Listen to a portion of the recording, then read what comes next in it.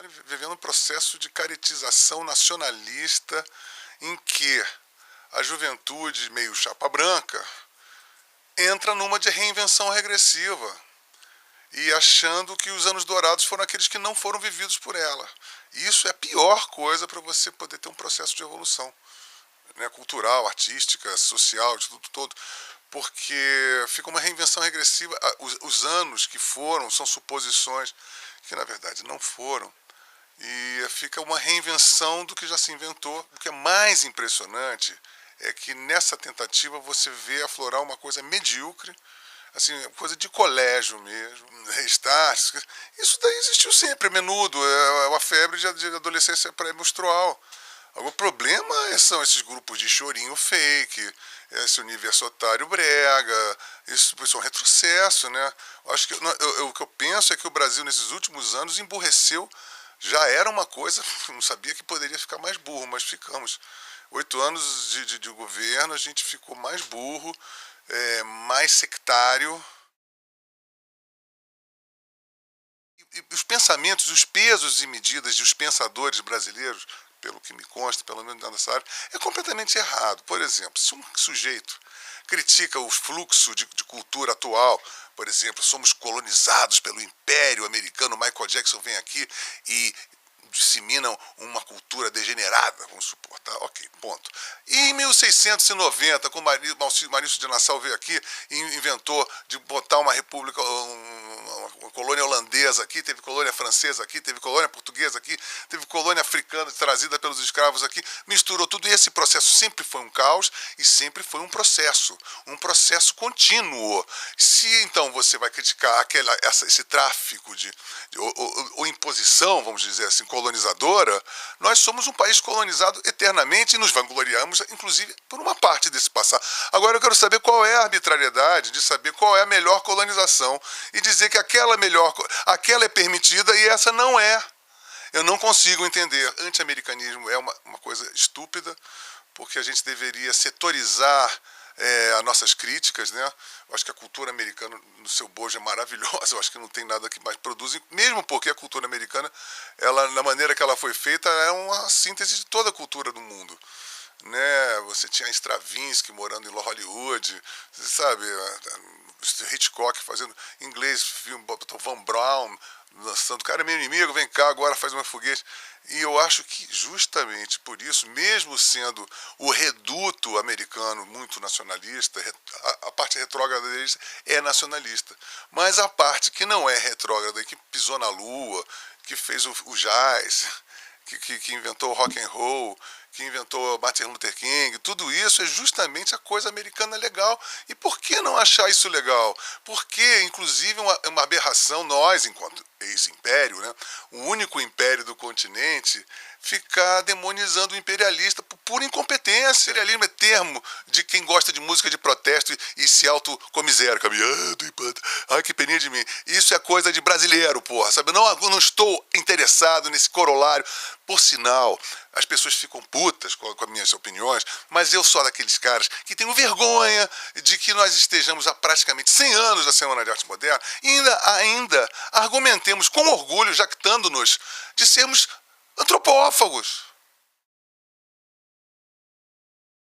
Porque quem faz a ópera do malandro não viveu na penitenciária, nem foi mascote do Comando Vermelho, que assim eu fui, entendeu? Porque eu tive lá dentro. Então aquela visão é completamente ridícula. O intelectual que vê aquilo não está entendendo nada do que está acontecendo no Brasil. E aí eu tive o azar e a sorte de poder ter sido preso de uma maneira absolutamente injuriosa, mas acabei ficando chefe lá, xerife da cela, tornei-me chefe de uma cela que aguardava alguns elementos-chave do Comando Vermelho, e aí eu saí da cela, saí da prisão e passei 4, 5 anos regendo o mundo do crime no Rio de Janeiro.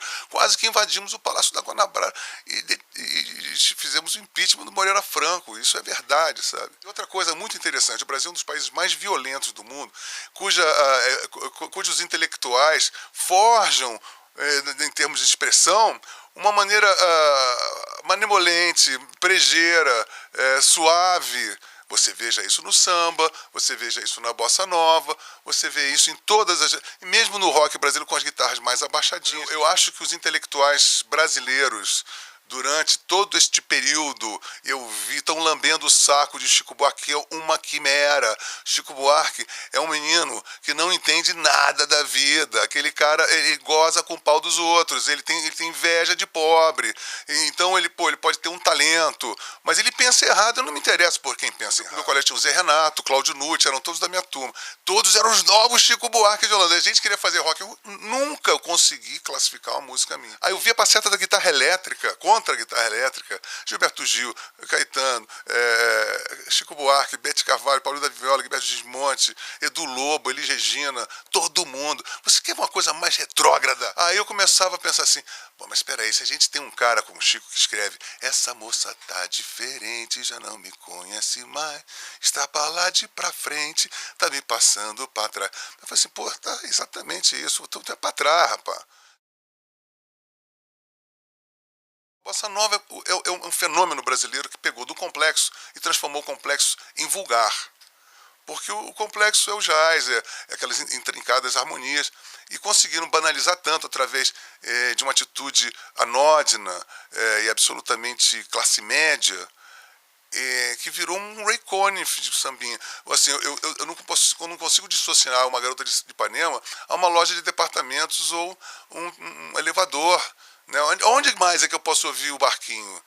Comprando uma meia. O verdadeiro o cancioneiro bacana, você pega Antônio Marcos, pega o Daí José, esses caras escrevem legal.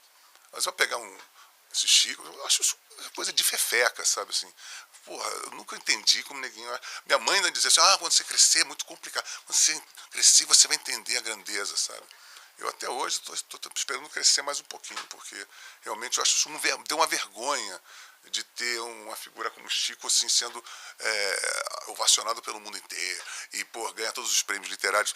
Porra, ele é um paradigma que eu falo assim, cara, enquanto isso acontecer, a gente não vai sair do lugar. Porque é tudo que a gente não precisa. É tudo que a gente não precisa. Essa coisa, meu pai é brasileiro, meu avô era paulista, eu falei assim, meu avô era alemão, então fudeu pra mim, é isso? E esse preceito, o Hitler é ruim por fazer isso, mas você é bacana falar isso, esse peso, é isso mesmo? Eu vejo essas barbaridades sem o menor tipo de crítica da nossa intelectualidade, né? Eu acho isso tudo lamentável. Eu acho isso tudo, assim, parece que se a gente estivesse num lugar assim de evolução, a gente está fazendo um desvio enorme. E isso a gente vai ter que pagar muito caro depois, por esse nacionalismo babaca, por essa produção frenética de babacas por metro cúbico que nós estamos fazendo.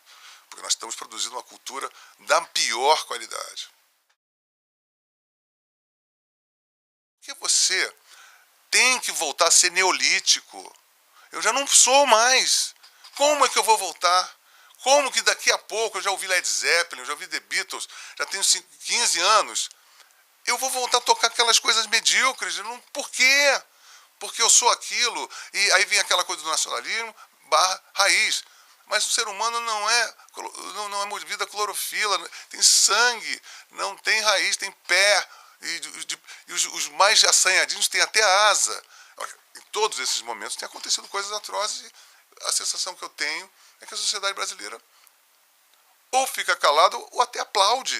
O problema não é você imitar fulano ou você imitar ciclano. É você imitar.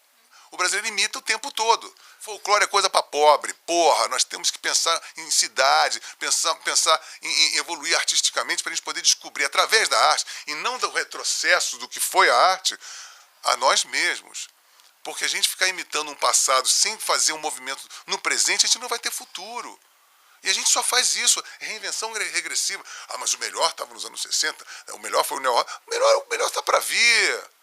Porra, não quero xingar ninguém não, eu só quero dizer o que eu estou sentindo, e eu acho que é notória a dificuldade que eu tenho, porque eu sei que toda vez que eu falo sobre tudo isso, eu já noto uma resistência enorme, porque as pessoas acham que eu sou maluco, que uma metralhadora giratória, e não sei o que, isso desde que eu sou gente, e eu estou acostumado com essa menos-valia também, então tudo certo.